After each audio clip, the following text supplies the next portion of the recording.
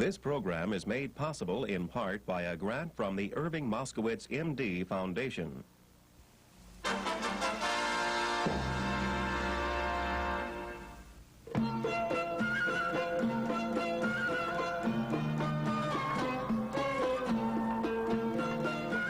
Over the decades, the Middle East has gained a reputation as the most volatile region on earth.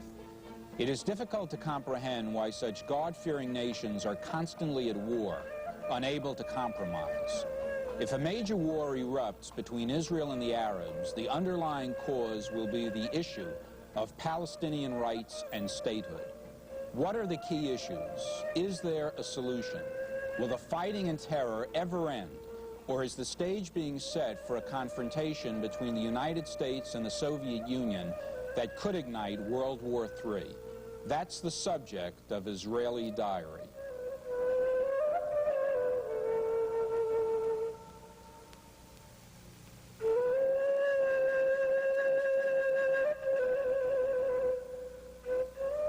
The debate over Palestinian rights and statehood has existed for so long that the reasons behind it tend to be forgotten.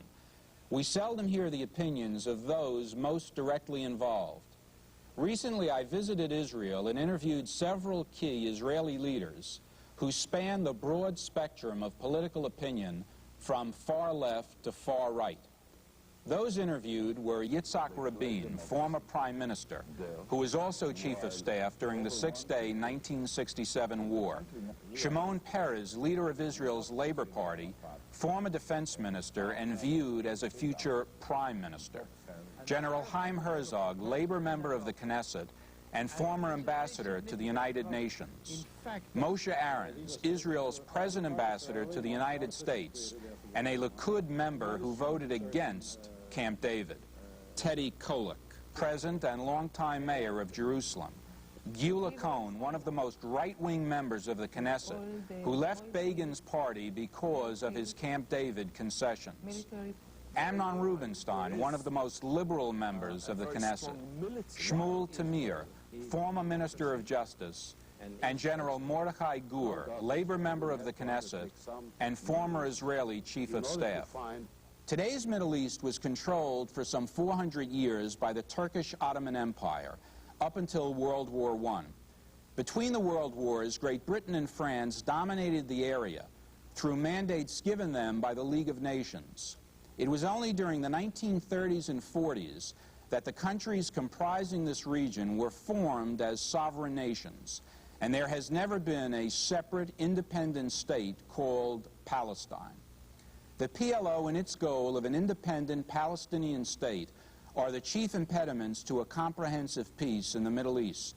There is almost total unanimity in Israel against such a state. Israelis emphasize that in 1967, the Arab world controlled Old Jerusalem, the West Bank, the Golan Heights, Gaza, and the Sinai, and still there was no peace.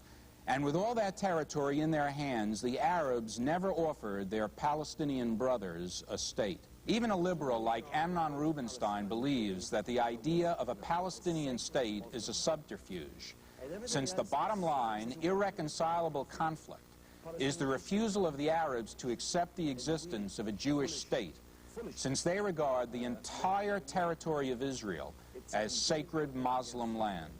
And the fact is that there are two different people in this common land of ours. Call it Palestine, call it Eretz Israel, call it the Holy Land, call it the Promised Land. One is Jewish and one is Palestinian Arab. And there is no sane solution except to divide this divided land between them. Because they cannot live together. They do not want to live together. The crux of the matter in the Middle East is not the PLO or not the Palestinians and not such issues which make headlines. The main issue is one thing: the refusal of the Arab world adamantly to accept Israel's existence. They do regard the whole of Palestine, including where we are sitting now, as sacred Muslim land. And everything else serves as a weapon in this war against Israel. The Palestinian issue is a convenient issue, and we, foolishly, made it even more convenient. It's a convenient weapon against Israel. In 1967, when they drafted Resolution 242, and in 1973, when they drafted Resolution 338, in both cases, Arab delegations were active participants in the drafting, and at no stage did they raise the issue of Palestinian statehood. The Arabs were fully involved in the drafting of this document. At no stage was any mention ever made of a Palestinian state, even in the negotiations. Because the truth is, nor incidentally were they made during the drafting of Resolution 338 in 1973. Because in those periods, in 67 and even in 73, the Palestinian Arabs maintained that they're part of the Arab nation as such, and they were not claiming an independent statehood at the time. And their Arab brothers never proposed it and never offered it. And this is very significant because, in fact, the whole idea of a Palestinian entity, which would be the center of the Arab thrust against Israel, came up in 1974. It was proposed by the American PR people who were acting for the Algerians at the time in New York. And they told the Arabs, you're never going to beat Israel as long as she's the underdog. Not in the United States. And therefore you have to create an Arab underdog. And then they cast around, they decided then on the Palestinians as the underdog. The American PR people? This was an American PR proposal which was made to the Algerians, to their Algerian clients. Well, Palestine was established after World War I. There was no Palestine under the Ottoman Empire? No, there wasn't. Prior to World War I? There wasn't even a Palestinian province as such. Palestine at that time was part of Syria in terms of the way it was administered by the Turks. And there certainly were no Palestinian people or no aspirations of the Palestinian people, and there was no such thing. All that anybody heard of national aspirations in the Arab world, say in World War I, were national Arab aspirations. It was the British and the French who afterwards cut the Middle East up into different countries. The Palestinians, to the extent to which they have a national identity, are those Arabs or their descendants who lived in the mandated territory of Palestine, as was mandated to Britain after World War I by the League of Nations. So those are the Arabs that live in the state of Israel, the Arabs that live in Judea, Samaria, and the Gaza Strip, or what you in the United States call the West Bank, and the Arabs that live in the Kingdom of Jordan. All right, now what's their problem? It's often put forth that their problem is that they are a homeless people, just like the Jews were before the state of Israel were established, and that therefore, in order to solve their problem, a state must be set up for them. Well, there's nothing farther from the truth than that, because there is a Palestinian state today, and it's Jordan. That's 80% of the territory that was mandated as Palestine to Britain for the establishment of the Jewish state. So they have a country of their own. The leader of Jordan is not a Palestinian, that's true. Hussein and his family were brought in from what is today Saudi Arabia by the British and were implanted in what was then called Transjordan and today the Kingdom of Jordan. So then is it actually your position that if there was another Middle Eastern war and Jordan participated on the side of the Arabs and Israel was successful, then you would want Israel to take over Jordan? Yes. Yes, for sure, why not? It's ours. We gave, the British Empire took it from us, and now it's a fact. I'm not going to fight facts. So you're one of the few influential Israelis, as I understand it, who is against the whole Camp David peace process. Could you explain why you take that position? Because the Camp David is not a peace process. It's a process which will lead to a war that we will face in a very, very severe conditions from our point of view, with borders that we can't defend, and with economy that will be very low because of these Camp David Accords. I think that this Camp David Accords was a black day in our national and political situation. To give all Sinai, with all the oil fields, airfields, military port, to erase that area from our map, all the settlements, to uproot the settlements and to expel settlers from part of Israel, of Eretz Israel, the real Eretz Israel, to all, even in the eyes of our Prime Minister, and to suggest a full autonomy to the Arabs in the West Bank without we being the sovereign there, without Israeli sovereignty there. It's a foolish and a risky step or suggestion, and now we are already paying for it. I've met a lot of Palestinian leaders in the last 2 years. For most of them, the autonomy or the Camp David Agreement seems like a curse. That's how they call it, a curse. They don't accept it from the beginning to end. But at the same time, they don't have any other solution. Some of them agree to consider a certain compromise, temporarily. Some of them believe that, Allah, God, will find a solution in time. They're quite skeptic about the basic possibility of such a solution because they realize the depth of the antagonism that has been created and the difficulty of finding a solution. I'm one of those who raised the hand to decide that we should give in the whole of Sinai back in consideration for peace. And when I did it and I was asked as a lawyer, did you sign a good contract or a bad one? My answer was, I don't know whether it was good or bad. It was a contract that had to be signed. We took a risk with open eyes, a very heavy risk which you have just described. We gave in tangible assets, the vast territory of Sinai, the only oil under our control, 10 airfields, including 3 extremely important, I believe the most modern in the world airfields, definitely in the area. We gave in for the first time against all sentiments, wonderful, flourishing settlements which were grown out of the desert by the toil of our boys. All this was given in consideration of an imponderable asset called peace. Do you feel that historically, and certainly since the 1967 war in particular, during that time frame, that the United States has put too much pressure on the State of Israel to make concessions, very tangible concessions, for somewhat ephemeral hopes? Yeah, I'd be inclined to agree with that. I don't think there's been any very real or significant pressure where Israel felt that it had no choice. And I don't think that you would find many instances, if any, where you could say Israel agreed to concessions that it would not have agreed to unless it had been for United States pressure. And my guess is there probably are some people in the United States today, possibly in the Reagan administration, who must feel that the Israeli evacuation of the entire Sinai, especially of the naval base at Sharm el-Sheikh and the air bases, is not good for the United States and for the Western position in the Middle East. Do you feel that the United States has been unreasonably applying pressure on Israel?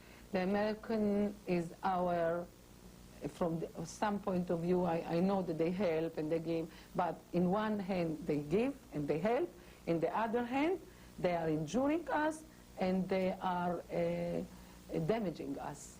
So, and I don't know the balance. I think that the balance is to the worst. They are more damaging us than helping. I don't believe that concessions bring peace. I think that concessions brings war and not peace. But I thought that Begin will change it, and he didn't. That was my private black day. That's why I left his party, and we formed another party, because we thought that this policy didn't work out for 32 years, and it will not work out. Right, from what you say, the differences really then, from your point of view, are irreconcilable between the PLO, if they want a state, and between your political party.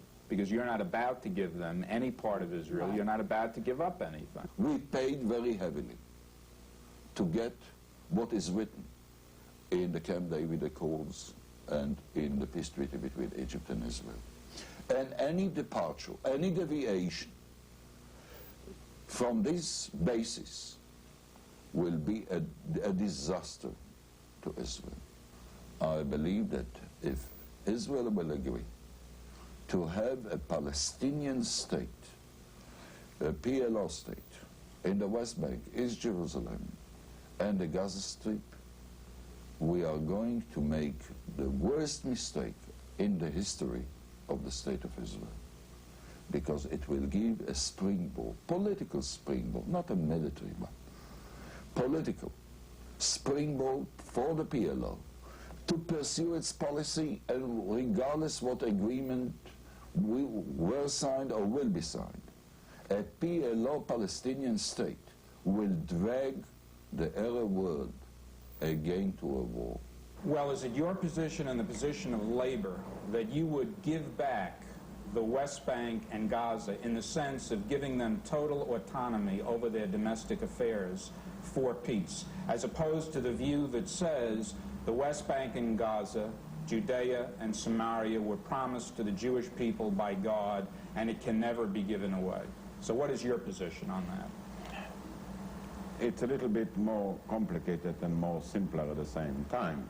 I mean, we would give back parts of it, not all of it. We would keep those areas which are necessary to secure our own borders, to make defensible borders around Israel. But our view is that out of our own free choice, we do not want to become a dominating people. We do not want to dominate the fate of 1.3 million Arabs or Palestinians against their own wish. Even in Jerusalem we could go further. We could eventually create an independent borough, with an Arab borough president, with a great deal of internal autonomy. If the Begin government, or before that the Rabin government, to whom I suggested this, would have been biased, they would have tried it in Jerusalem. They were afraid that this might lead to a division of the city again. And that is a very impossible thing. Nobody will agree to divide the city again. You talk about recognizing facts. Yes. The reality. Well, one fact is that Orthodox Jews regard Judea and Samaria, the West Bank and Gaza, as the land that God promised to Abraham, Isaac, Jacob, the patriarchs, and it's holy land, and their position is simply that we can never give it up. No, you're right. There is a very strong militant part of Orthodox religious Jews in this country who have led the campaign for the Greater Israel, for the concept of sacred, divine land, which Israel has no right to give up. But I think the great majority of Israelis will not accept this point of view. There's still reason in terms of their own self-defense and security. The basic problem in the West Bank is today that you don't know what the West Bank wants, because the West Bank today, outwardly at least, wants what the PLO wants. But we know, those of us, we live after all with a million and a quarter Arabs, and we know what they feel. We know that a very, very high percentage in no way wants a state with a PLO government. I mean, I'm not saying that they want an Israeli rule, far from it, but they certainly don't want PLO rule, which they believe would wipe out the middle class and would lead ultimately to some form of extreme state, which would be linked to the Soviet Union, and would deprive them of what they want, what they believe in. Because you've got to remember the Arab is basically very individualistic, just as the Jew is. And therefore the big problem here is knowing what they want and getting somebody to say what they want, and that you will not get today. I can assure you that nobody here wants the PLO. They're very proud of the PLO when they're outside and when they are performing well at the United Nations, or when they are appearing, when they are recognized in Sweden, or when the foreign minister of France receives Mr. Arafat, but they don't want them here. They are dead afraid of them. As a matter of fact, serious people who understand the situation realistically would not consider Arafat as a partner that you can sit down and talk sense and reach an agreement. You know, President Carter made it public that in his own private conversations with the Arab leaders, all of them, without exception, did not demand the creation of a Palestinian state, and they weren't as enthusiastic about Arafat as you read in the papers. There's been very extensive terrorism. There's a long list of people who've been knocked off by the PLO because they didn't subscribe totally to the PLO, or because they talked in terms of negotiating with Israel, of making peace with Israel. And that is certainly one of the problems that we have in the area. Terror. The very credo of the PLO is based on this concept of the total annihilation, destruction of Israel. But I would, if you would ask me what happens if this comes about, I'm not content with Arafat accepting Israel's right to exist. I don't need his recognition to recognize my right to exist. I don't need his confirmation. Well, why has the situation crystallized to the point that when we talk about the Palestinians, Arafat seems to be the whole ballgame, because there's no counterweight in terms of a moderate Palestinian who is saying things like, look, just like you were talking about recognizing facts, saying to his Palestinian brothers, look, Israel is not going to go away. Let's make a life for our people. That kind of attitude out of a Palestinian mouth is getting no attention nationwide. And it would seem to me that Israel would have even had a tremendous interest in helping to create that kind of moderate Palestinian leader so that there would be some kind of counterbalance to the PLO. Why hasn't that occurred? It's a great mistake, one out of many that we have committed. We should have encouraged an autonomous body in the West Bank immediately after the Six-Day War. We should have encouraged moderate leaders to stand up and speak out.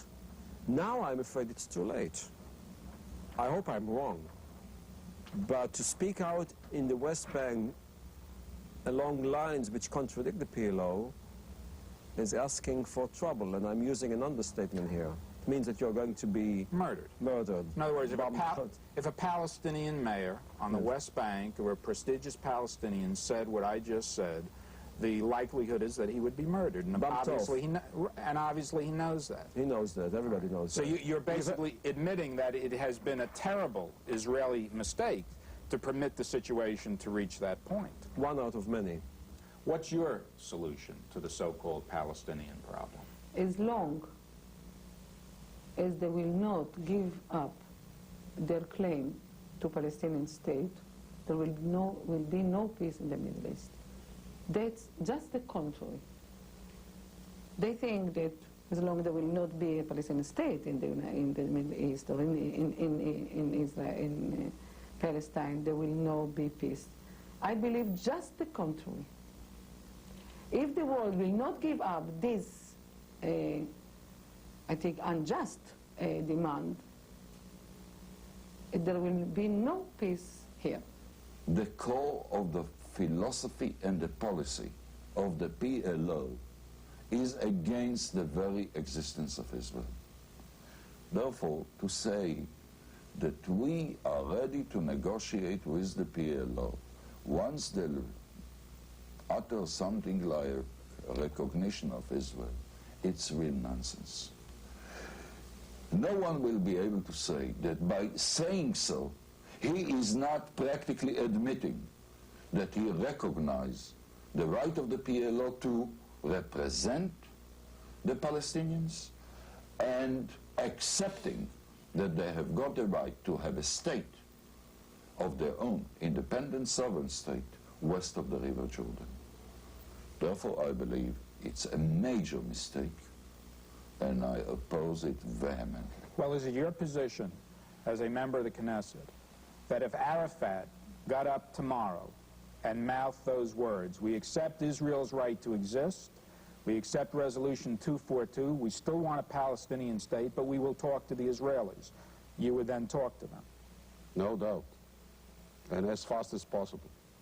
That's why I insist now that we realize that if the PLO and the other Palestinians will be ready to recognize us and our right to live, we should talk to them, because then our attitude will be realistic.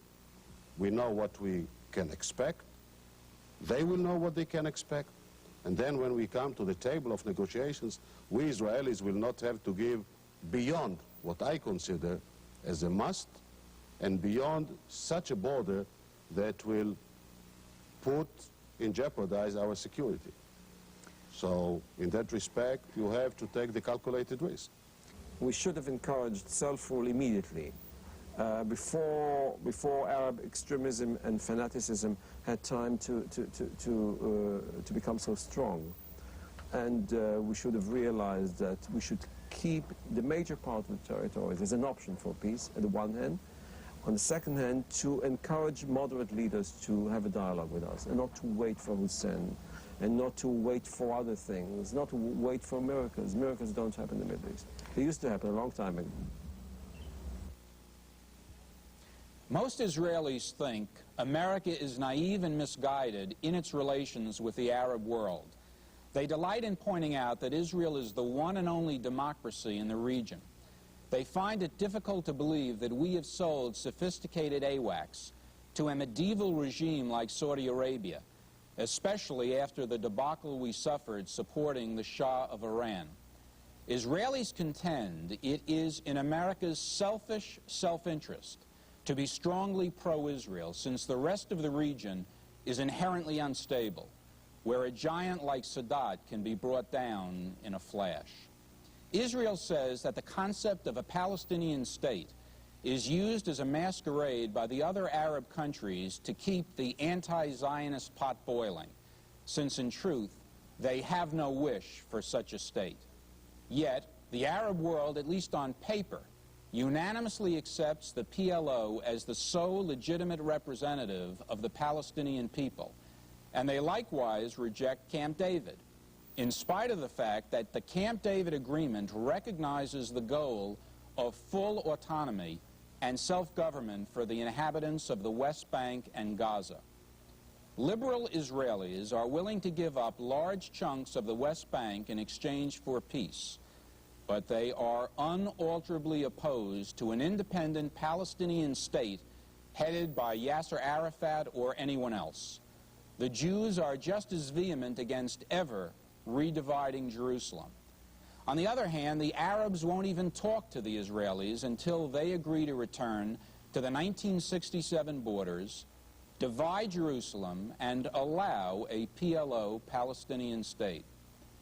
All the diplomatic gobbledygook in the world will not alter these implacably hostile positions, positions that could easily lead to armed conflict between Russia and the United States. But that is the essence of what I discovered during my Israeli diary. I'm Stanley Rosenblatt.